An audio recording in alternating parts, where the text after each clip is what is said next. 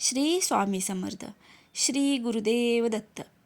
आज स्वामी समर्थ प्रकट दिन निमित्त स्वामी समर्थांना थोडंसं जाणून घेऊया. अक्कलकोट हे श्री स्वामी समर्थ महाराजांचे प्रसिद्ध स्थान आहे, जिथे ते बराच काळ वास्तव्यास होते. ते भगवान दत्तात्रेयांचे तिसरे पूर्ण दत्तावतार मानले जातात आणि त्यांचा कार्यकाळ इसवी सन 1856 ते 1878 दरम्यान होता. स्वामी समर्थांचे स्थान अक्कलकोट महाराष्ट्रातील सोलापूर जिल्ह्यात. अवतार श्रीपाद श्री वल्लभ आणि श्री नृसिंह सरस्वती यांच्यानंतरचे भगवान श्री दत्तात्रेयांचे तिसरे पूर्ण अवतार आहेत.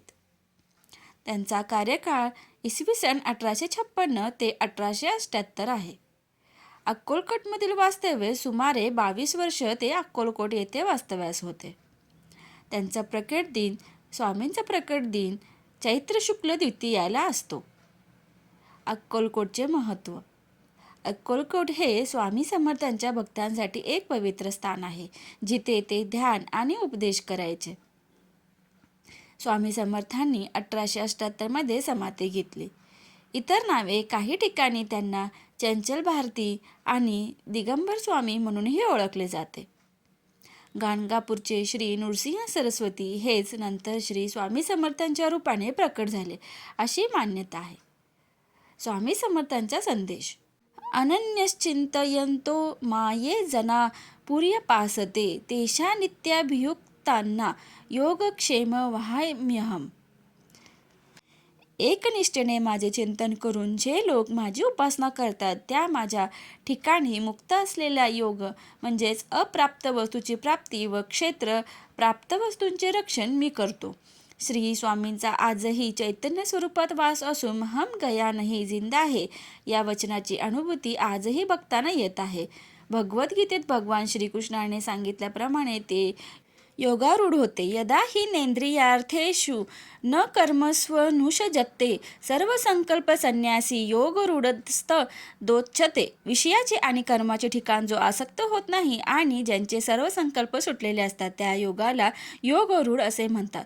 देवादीन मी पदरी धरा कलयुगी श्री दत्तात्रेय अवतार तुमचा खरा. अक्कलकोट निवासी ब्रह्म सगुण हृदय उतरा श्री ज्ञानेश्वर रूप धरुनी शिरी ठेवा स्वकरा.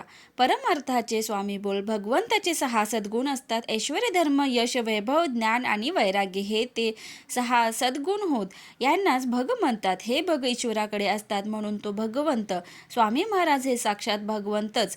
पण हे सद्गुण म्हणजे तरी काय? सुख, समाधान, शांती आणि आनंद हे ऐश्वर्य. नीती, न्याय आणि कृपा हा धर्म. सर्वत्र सर्वकार कार्याची सिद्धी हे यश. निरंतराची ऐहिक व पारलौकिक अनुकूलता हे वैभव. निजारूपाची स्पष्ट व नित्य जाणीव हे ज्ञान. हे सर्व असूनही निरपेक्ष, निस्वार्थ आणि निरलस राहणे हे वैराग्य. या 6 गुणविशेषांचा पाया असणे याला अधिष्ठान म्हणतात. त्यावरच सत्कार्याची उभारणी होते. हे अधिष्ठान देणारा भगवंत असतो. पूर्ण जन्मातील कर्मे हे संचित असते. वर्तमान जन्मात भोगल्यास येणारा त्यातील अंशभाग म्हणजेच प्रारब्ध.